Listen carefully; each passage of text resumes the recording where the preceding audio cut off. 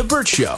Time to get buzzed on the hot goss from Hollywood with Abby. It's the Bert Show's entertainment buzz. Madonna says she talked to God this summer. So she's finally opening up about that medically induced coma that she was in. This was a hospitalization that led to her canceling the North American leg of her celebration tour.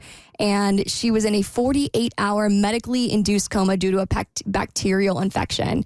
So she was at one of her concerts at Los Angeles' Kia Forum, and she says her first word when she woke up was no. And she says she thinks she was directly talking to God. This summer, I had a near-death experience.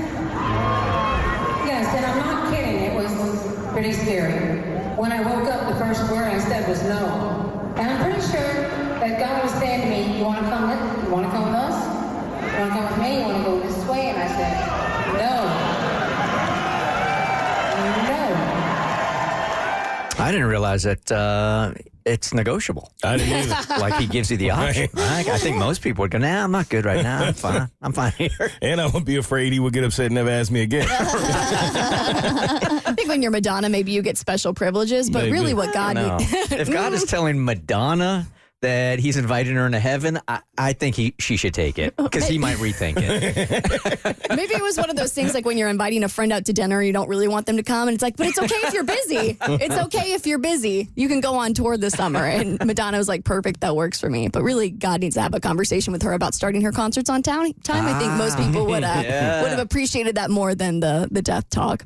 All right, Ed Sheeran is celebrating his 7th anniversary of his 3rd studio album, Divide, which has one of his biggest songs of all time on there called Shape of You. And he said that he actually had another artist in mind when he was writing it. I went in to write songs for other people, and we were there, and we were writing this song, and I was like, this would really work for Rihanna. And then I started singing lyrics like putting Van the Man on the jukebox, and I was like, well, she's not really going to sing that, is she? and then we sort of decided halfway through that we were just going to make it for me. And it's funny, it's one of his biggest songs, and he thought, yeah, I'm never going to put this song out. This came like really, really late. This was the last song that was finished, and I just kind of wrote it, and I was like, oh, that was fun, and kept it from my label. And then one day I was like, oh, do you reckon Rudimental would want to like do something to this? And they were like, why haven't you played us this before? So this got me curious about other songs that had been originally written for other artists, but then people ended up taking it on and it became a huge hit. So I found this article from popcrush.com, and it really surprised me how many songs were originally made with other people in mind, like Lady Gaga and Beyonce's Telephone. It was originally written for Britney Spears. The Pussycat Dolls' Don't Show was originally written for Paris Hilton. Can you imagine Paris Hilton actually putting out a song?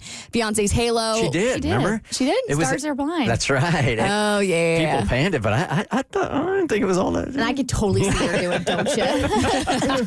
Beyonce's Halo was originally written for Leona Lewis, which I could totally see. She can has see that. an incredible voice. Yeah. Okay, this one shocked me. Kelly Clarkson's Since You've Been Gone. The 2 artists that were originally supposed to be on that track were either Pink, which makes sense because she has the vocals, but then Hilary Duff. I'm like, okay, Really? Live, Laugh, Love, Hilary Duff. That song, not specifically for her.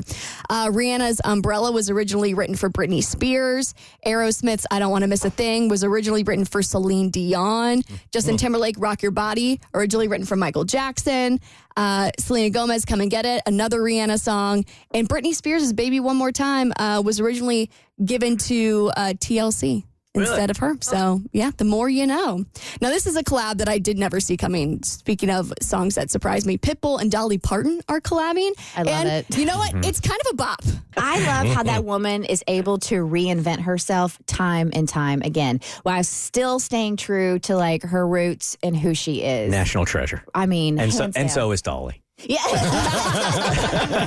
All of his songs are pretty much the exact same. You think? I mean, the exact same. I love every one of them. Yes. But they're the exact same. Oh, they're bops. So I saw him at Music Midtown this year, and we had staked out, and we really wanted to be front row for Pitbull.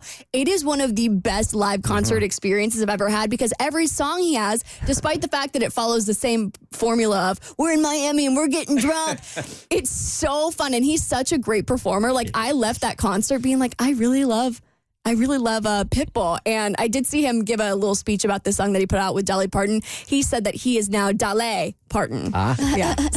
Got Get it? Very clever. I got it. Yep. All right, Camila Cabello is talking about that vacation she took with Drake. Was she there for romance or work? It's on your next E-Buzz on The Bert Show. The Bert Show.